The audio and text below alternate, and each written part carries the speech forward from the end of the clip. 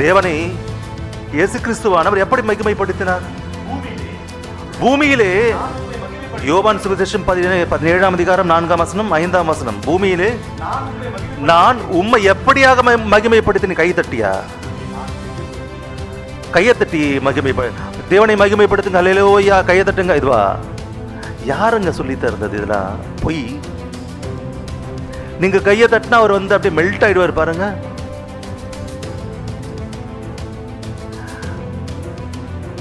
பூமியிலே நான் உம்மை மகிமைப்படுத்தினேன்.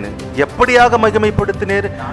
நான் செய்யும்படி நீர் எனக்கு நியமித்த வேலைகளை செய்து முடித்தேன். அதுதான் உம்மை மகிமைப்படுத்துவது.